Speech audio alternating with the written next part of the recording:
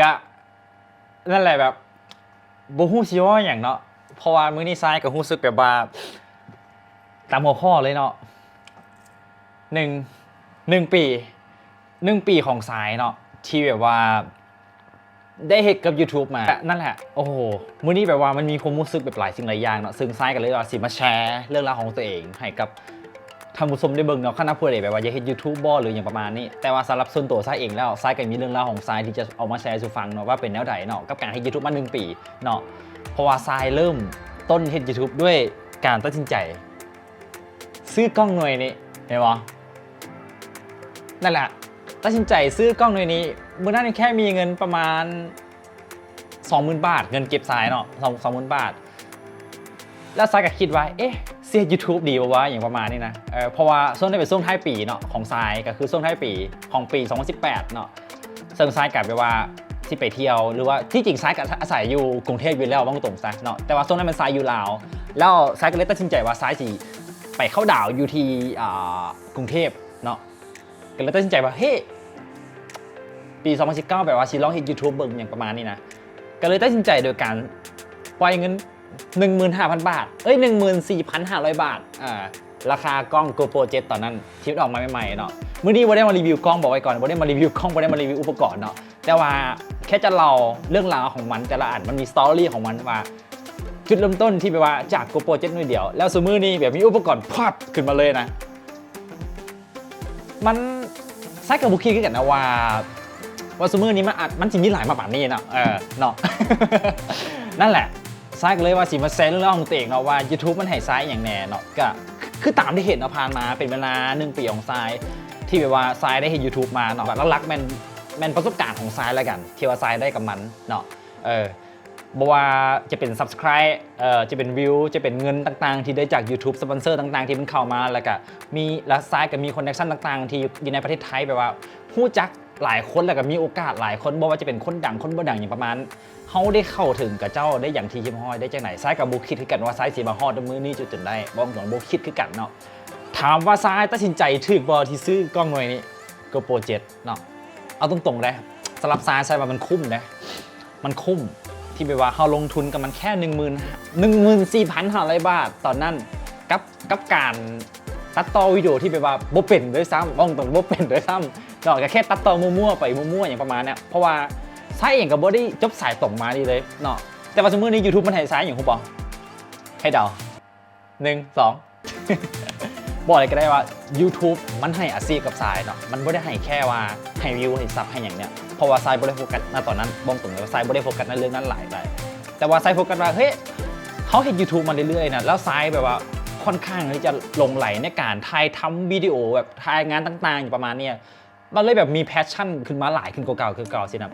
มันเลยแบบบีบบังคับให้ทรายนะแบบว่าเฮ้ยมึงต้องเรียนรู้วิชานี้ต่อไปอย่างประมาณนี้นะเข้าใจปะทรายก็เลยแบบว่าบีบตัวเองเฮ้ยในเมื่อที่ว่าเฮาลงเลือดในสายนี้มาเรื่อยๆแล้วก็เลยคิดว่าโอเคเฮาต้องมาตั้งเป้าหมายจริงจังแล้วว่าสิเริ่มต้นจากแต่เดี๋ยวก่อนนะเพราะว่าคือแบบว่าผ่านมานะประมาณช่วง3 เดือน 4 เดือนแรกเนาะไซต์ถ่ายวิดีโอมาไซต์ไปถ่ายเอาเฮ็ดวิดีโอไปเที่ยวนู่นนี่นั่นอย่างประมาณเนี้ยแล้วถ่ายวิดีโอลินมานะบ้องตรงนะไซต์ถ่ายวิดีโอยังบ่เป็นเนาะบ้องตรงว่าไซต์ถ่ายวิดีโอยังบ่เป็นแต่ว่าแค่กล้องเดียวมันกะซอยให้แบบว่าเขาสามารถถ่ายวิดีโอออกมาดีได้กันนะโกโปรเนี่ยเพราะว่าอย่างหนึ่งมันมีระบบกันสั่น2มาคุณว่าไฟล์มันกะค่อนข้างที่จะดีเนาะแต่ถามว่ามันดีพอเพียงพอหรือบอซูมือนี่ใช่กับบอกแล้วมันกะโอเคสำหรับมือใหม่ที่แบบไผ่ที่จะเริ่มเพชรเนาะแต่ว่าซูมือนี่ซ้ายกับมีกล้องแบบว่านักเอาเรื่องอยู่เนาะเนี่ยก็คือตัวนี้เป็นกล้องเก่าของซ้ายเนาะแต่ว่าซ้ายกับโบเคยที่จะมีความคิดว่าจะเอามันมาใส่อีกตรงๆเลยเพราะว่ามันหลายปีแล้วเนาะก็คือกล้อง Canon 650D เนาะและกล้องที่ไซส์ไทยนี่เป็นกล้องที่ว่าไซส์ค่อนข้างที่จะลงไหลกับมันแหงเนาะคือ Sony A64 เนาะมันอาจจะโมเมนต์กล้องที่ดีที่สุดสำหรับไซส์ตรงๆเลยแต่ว่าณตอนนี้มันคือกล้องที่ดีที่สุดสำหรับไซส์เนาะแล้วมันเฮ็ดให้ไซส์เนี่ยมีความลงไหลและกับมีความต้องการที่จะถ่ายทำวิดีโอแบบหลายกว่าเก่าไปอีกเนาะนั่นแหละคืออาชีพของไซส์เนาะก็คือวิดีโอกราฟเฟอร์เนาะและอีดิเตอร์ที่ทางคุณสมัยทั้งหลังเนาะไม่อยากคิดเลยว่าเป็น1 ปีที่แบบว่าที่ไวอีหลีสำหรับทรายเนาะไม่เห็นหู้หลายอย่างกับจาก YouTube บอกตรงเลยเห็นหู้หลายอย่างอีหลีเนาะแต่ก็ต้องขอบใจ YouTube และก็ขอบใจทุกๆคนที่แบบว่า คอยติดตามคอยให้กำลังใจคอยคอมเมนต์คอยเบิ่งอย่างมาตลอดเนาะซึ่งซ้ายกับไปว่าอัปเกรดตัวเองไปเรื่อยนะว่าจะเป็นเรื่องของการตัดต่อวิดีโอเรื่องของการถ่ายทำวิดีโอเรื่องของการแบบใส่เสียงใส่ซาวต่างๆเนาะคัดสังเกตดีๆแบบผ่านมาช่วงระยะประมาณช่วงเดือนที่7เดือนที่8ของซ้ายเนาะบอกเลยกันว่าส่วนตัวซ้ายเองแล้วซ้ายเป็นคนที่มักฟังเพลงเนาะมักฟังเพลงแล้วทุกคลิปที่ซ้ายถ่ายออกไปนะ